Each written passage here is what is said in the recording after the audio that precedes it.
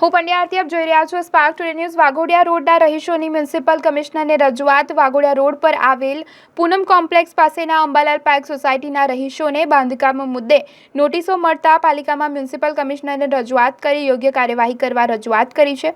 રહીશોના જણાવ્યા અનુસાર અંબાલાલ પાર્ક સોસાયટીમાં બે પાડોશીને અંદર અણબનાવ થતા તેમાંથી એક રહેવાસી દ્વારા ગેરકાયદેસર બાંધકામ કરવામાં આવ્યું છે તેવી અરજી કરેલ હોય પાલિકા દ્વારા 80 ઉપરાંત મકાનોને નોટિસ મોકલી છે, જેનો જવાબ સોસાયટીના રહીશો દ્વારા આપવામાં આવ્યો છે અને સોસાયટીના તમામ જે રહેવાસીઓને કોઈ જાતનું બાંધકામ મુદ્દે તકલીફ નથી, પરંતુ એક વ્યક્તિના ઇશારે આ કાર્યવાહી કરવામાં આવી રહી છે તેવા આક્ષેપ તેમના દ્વારા કરવામાં આવ્યા છે, જેથી સોસાયટીના તમામ જે રહેવાસીઓને આ બાબતે કોઈ વાંધો નથી, ત્યારે એક વ્યક્તિના ઇશારે આ કાર્યવાહી ન કરવામાં આવે તેવી માંગ તેમના દ્વારા કરવામાં આવી છે। અમે લોકો વાઘોડિયા રોડ પૂનમ કોમ્પ્લેક્સ પાસે અંબાલાલ પાર્કમાંથી આવીએ છીએ। છેલ્લા 6 કે 8 મહિનાથી અહીંયા ધક્કા ખાઈએ છીએ। ગોપાલ દરજી પાસે અમારો કેસ હતો। આઈટીઆઈ કરવા માટે જે ભાઈ નડી રહ્યા છે, અમને એક જ માણસ 83 ટેનામેન્ટ છે, એમાં એક જ માણસ અમને નડી રહ્યો છે, એના લીધે મારા 55 ઘર તૂટી રહ્યા છે, જે વ્યાજબી નથી અને બધા સિનિયર સિટીઝન અમારે ત્યાં વધારે રહે છે। એટલા માટે થઈને હું ત્યાં સોસાયટીની પ્રમુખ છું। એના માટે થઈને હું 2 દિવસે અહીંયા આવું છું। આની આગળ એકવાર કમિશનર એકવાર મને ખાલી મળ્યા છે, ત્યારે એમને કીધું કે આ મેટર કોઈ મને ખબર નથી, એટલે હું તમને જવાબ નહીં આપું, પણ 10 દિવસમાં જે તે તમને જવાબ આપીશ। પછી જીતેશ ત્રિવેદી એચઓડી પાસે અમે ગયા હતા। જીતેશ ત્રિવેદીએ કીધું કે હું ચૂંટણી પછી 7 તારીખે જે બી ભાઈ નડી રહ્યો છે એને હું અહીંયા બોલાવીશ અને એની સાથેથી વાતચીત કરીને એનઓસી લઈ આપીશ। સમસ્યા એ છે કે બાજુમાં 2 ઘર વચ્ચે દુશ્મની હતી, એમાં દુશ્મનીમાં એને ઓનલાઈન જે ભાઈએ નડે છે એને ઓનલાઈન કમ્પ્લેન ગાંધીનગર સુધી કરી અને એ ભાઈનું તોડાવવામાં એને તોડાવ્યું વગર બીજા કોઈની પરમિશન કે આજુબાજુના 5 જણની પરમિશન લીધા વગર, કે એચઓડી સુદ્ધાને પણ નથી ખબર કોર્પોરેશનના કે એ ભાઈનું તૂટ્યું છે।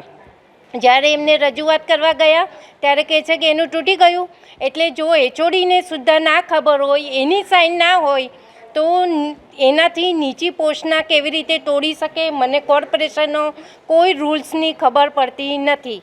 આજે કમિશનર કહે છે હવે આ મારી ઇન્ટરનલ મેટર છે, એમ્બ્યુલન્સે જાય છે, બધી જ વસ્તુઓ અંદર જાય આવું કરે છે। કમિશનર સર કહે છે કે સેજ બી વધારે હશે તો હું તોડી કાઢીશ, પણ નોટિસો આપવામાં આવી હતી, બધા 55 જણ છે।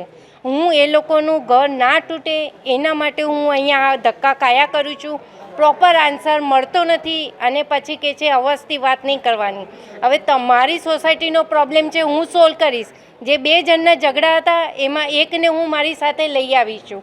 હવે આ જ વસ્તુ મેં જ્યારે ભાજપને વાત કરી, ભાજપના કોર્પોરેટર આશીષ જોશી છે મારે ત્યાં, તો એનું કહેવું એવું છે કે મેં 2 જણને બહુ સમજાવ્યા પણ સમજતા નથી, તો આ ભાજપના કેવા કોર્પોરેટર, એનામાં એબિલિટી નથી કે 2 માણસને જોઈન્ટ કરી શકે। આજે પછી હું ગઈ કોંગ્રેસ પાસે, કોંગ્રેસમાં બધું ભાઈ આજે અમારે ત્યાં કોર્પોરેટર પણ નથી કે કોઈ એનું છે પણ નહીં, તો પણ એમને આજ સુધી એટલો બધો સાથ આપ્યો છે અને એ મારા માટે થઈને લડત કરી રહ્યા છે અને મને આજ સુધી પણ સાથ આપ્યો છે અને કીધું છે કે તારું તૂટવા, તારી સોસાયટીમાં કોઈ નુકસાન થવા નહીં દઉં।